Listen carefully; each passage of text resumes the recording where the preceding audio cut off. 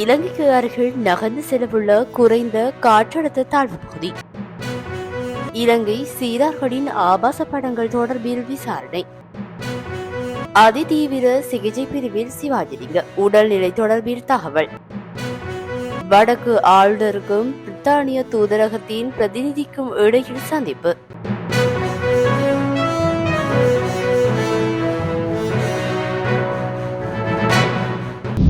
தென்மேற்கு வங்கக்கடலில் நிலை கொண்டுள்ள குறைந்த காற்றழுத்த தாழ்வு பகுதி அடுத்த 24 மணி நேரத்தில் மேற்கு வடமேற்கு திசையில் வட இலங்கைக்கு அருகில் தமிழக கடற்கரையை நோக்கி நகர்ந்து செல்லும் என எதிர்பார்க்கப்படுகின்றது.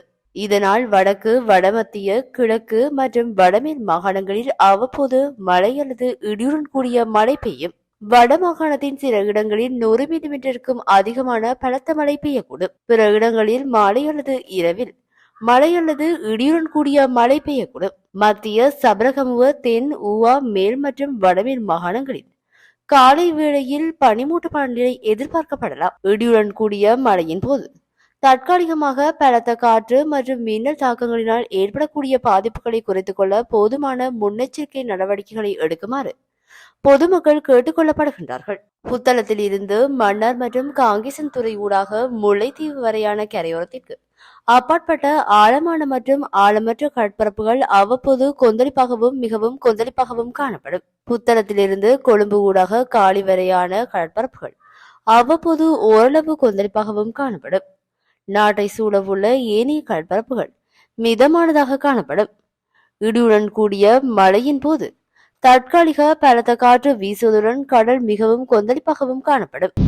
இலங்கை சீரார்களின் ஆபாசமான காணொளிகள் மற்றும் புகைப்படங்களை இணையத்தில் சிலர் வெளியிடுவதாக அமெரிக்க நிறுவனமான நெக்மெக் வெளியிட்ட தகவல் தொடர்பில் உடனடியாக விசாரணை நடத்தி நீதிமன்றத்திற்கு சமர்ப்பணங்களை முன்வைக்குமாறு போலீஸ் சிறுவர் மற்றும் மகளிர் பணியகத்திற்கு கொழும்பு நீதவான் நீதிமன்றம் உத்தரவிட்டுள்ளது. சம்பவம் தொடர்பில் போலீஸ் சிறுவர் மற்றும் மகளிர் பணியகம் முன்வைத்த சமர்ப்பணங்களை கருத்தில் கொண்டு கொழும்பு மேலதிக நீதவான் கெவிந்த பெரேரோ இந்த உத்தரவை பிறப்பித்துள்ளார். அமெரிக்காவை தளமாக கொண்ட நெக்மாக் என்ற இந்த இணையதள நிறுவனமான உலகின் 8 நாடுகளுடன் இணைந்துள்ளதாக நீதிமன்றத்தின் முன் பணியகம் தெரிவித்துள்ளது. அந்த அமைப்பின் உறுப்புரிமை பெற்ற நாடுகளில் சிறுவர்கள் தொடர்பான ஆபாசமான காணொளிகள் மற்றும் புகைப்படங்கள் இணையத்தில் வெளியிடப்படுவது குறித்து தொடர்ந்தும் விசாரணை நடத்தி வருவதாக குறிப்பிடப்பட்டுள்ளது. தேடுதலின் போது இலங்கை சிறுவர்களின் ஆபாசமான காணொளிகள் மற்றும் புகைப்படங்கள் கணனி சாதனத்தின் ஊடாக வெளியிடப்பட்டிருப்பதை அந்த நிறுவனத்தின் நெக்மெக் செயலி ஊடாக கண்டறிந்து அது குறித்து இலங்கைக்கு அறிவித்ததாக பணியகத்தை பிரதிநிதித்துவப்படுத்திய அதிகாரிகள் நீதிமன்றில் தெரிவித்தனர். இச்சம்பவம் போன்ற பல முறைப்பாடுகள் தற்போது வரை கிடைக்கப்பெற்றுள்ள நிலையில் இவ்வாறான முறைப்பாடுகள் தொடர்ந்தும் கிடைக்கப்பெறுவதாக பணியகம் நீதிமன்றில் தெரிவித்துள்ளது. பல முறைப்பாடுகள் கிடைத்து வருகின்ற போதிலும் இந்த சம்பவம் தொடர்பில் பாதிக்கப்பட்ட சிறுவர்கள் எவரும் இதுவரை கண்டறியப்படவில்லை என பணியகம் நீதிமன்றில் முன்வைத்த சமர்ப்பணங்களின் மூலம் தெரியவந்துள்ளது. இலங்கையில் சிறுவர்கள் மற்றும் இளைஞர்களின் ஆபாசமான காணொளிகள் மற்றும் புகைப்படங்களை சிலர் தமது கையடக்க தொலைபேசியில் தரவிறக்கம் செய்து சமூக ஊடகங்கள் ஊடாக அந்த ஆபாசமான காணொளிகள் மற்றும் புகைப்படங்களை பரப்பி வருவதாக தகவல் கிடைத்துள்ளதாக பணியகம் நீதிமன்றத்தில் மேலும் தெரிவித்துள்ளது.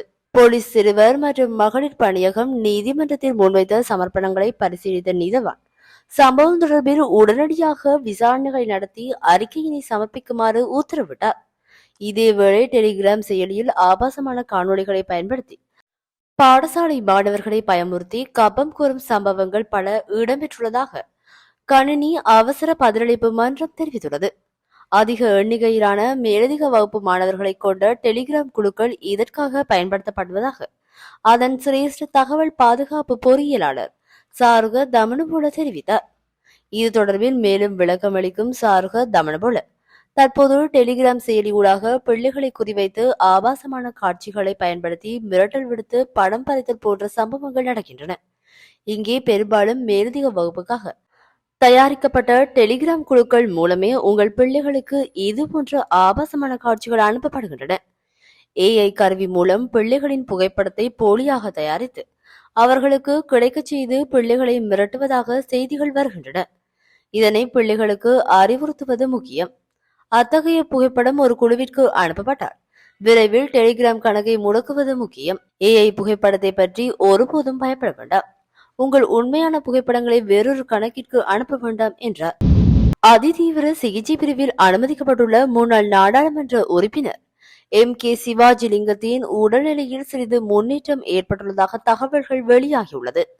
தமிழ் தேசிய கட்சியின் பொதுச் செயலாளரான சிவாஜிலிங்கம் கடந்த சனிக்கிழமை கொழும்புக்கு மருத்துவ பரிசோதனைக்காக சென்றிருந்த நிலையில் திடீரென உடல்நிலை பாதிப்புக்குள்ளானது. இதனையடுத்து கொழும்பு கொள்ளுப்பட்டியில் அமைந்துள்ள தனியார் வைத்தியசாலையில் சேர்க்கப்பட்டு அதிதீவிர சிகிச்சை பிரிவில் சிகிச்சை பெற்று வருகின்றார். இந்நிலையில் அதிதீவிர சிகிச்சை பிரிவில் செயற்கை சுவாச கருவியின் உதவியுடன் சிகிச்சை வழங்கப்பட்டு வருவதாக தெரிவிக்கப்படுகின்றது. கடந்த சனிக்கிழமை தொடக்கம் சுயநினைவற்ற நிலையில் காணப்பட்டதாக தெரிவிக்கப்படுகின்றது. எனினும் நேற்று செவ்வாய்க்கிழமை அவரது உடல்நிலையிலும் சிறிது முன்னேற்றம் ஏற்பட்டுள்ளதாக கூறப்படுகின்றது.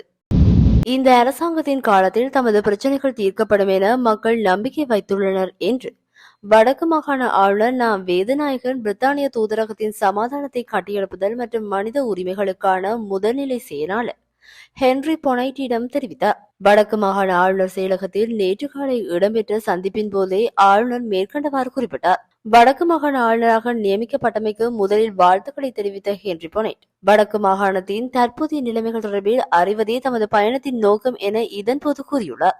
வடக்கு மாகாணத்தின் பாதுகாப்பு தரப்பினரிடமிருந்து இன்னமும் காணிகள் விடுவிக்கப்பட வேண்டும் எனவும், குறிப்பாக மக்களின் காணிகள் கடந்த காலங்களில் அவர்கள் இடம்பெயர்ந்திருந்த சந்தர்ப்பங்களில் வனவள திணைக்களம் மற்றும் வன உயிரிகள் திணைக்களம் என்பவற்றால் தமது ஆளுகைக்கு உட்பட்டதாக வர்த்தமானியில் பிரசுரிக்கப்பட்டமையால் தற்போது சிக்கல் நிலைமைகள் ஏற்பட்டுள்ளது என்றும் ஆளுநர் சுட்டிக்காட்டினார்.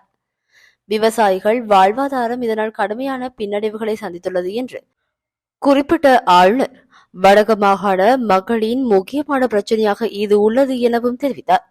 கடந்த காலங்களில் ஆரம்பிக்கப்பட்ட சில வீட்டுத் திட்டங்கள் இடைநடுவில் இருப்பதால் மக்கள் சிரமங்களை எதிர்கொள்கின்றனர். அவை விரைவில் பூர்த்தியாக்கப்பட வேண்டிய தேவை உள்ளதாகவும் ஆளுநர் குறிப்பிட்டார். வழிவடக்கில் பாதுகாப்பு தரப்பினர் வசம் நீண்ட காலம் இருந்த வீதி மக்கள் பாவனைக்கு விடுவிக்கப்பட்டமை சிறந்த நடவடிக்கை என குறிப்பிட்ட ஆளுநர் மேலும் மக்கள் வீதிகளை காணிகளை விடுவிக்க கோருகின்றனர் எனவும் சுட்டிக்காட்டினார்.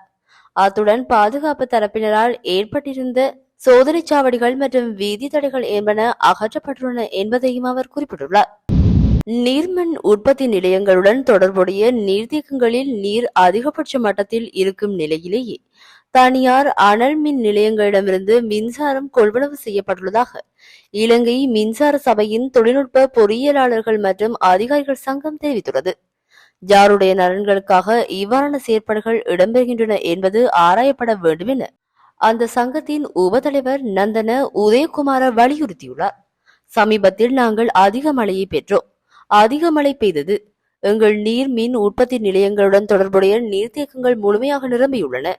மேலும் நுரைச்சோலை அனல் மின் நிலையத்தில் போதுமான நிலக்கரி கொண்டுவரப்பட்ட நிலக்கரி இருப்பு உள்ளது. அதனால் கடந்த வாரம் மின்சார சபையின் தரவுகள் நுரைச்சோலை நிலக்கரி மின் உற்பத்தி நிலையம் 2/3 பங்கு இயங்குவதாக காட்டுகின்றது. அந்த இயந்திரங்களில் ஒன்று அதிகபட்ச திறனில் இயங்காமல் குறைந்த திறனில் இயங்குகின்றது. அதன்படி தனியார் அனல் மின் நிலையங்களில் இருந்து மின்சாரம் கொள்வனவு செய்யப்படுகின்றது. இந்த நேரத்தில் நீர்மின் உற்பத்தி நிலையங்கள் அதிகபட்ச திறனில் இயக்கக்கூடிய பின்னணி உள்ளது. ஆனால் நுரைச்சோலை அதன் அதிகபட்ச திறனில் இயக்க முடியும் என்ற சூழ்நிலையில் இந்த எண்ணெய் மின் உற்பத்தி நிலையங்களில் யாருடைய நலனுக்காக மின்சாரத்தை வாங்கினார்கள் என்றார்.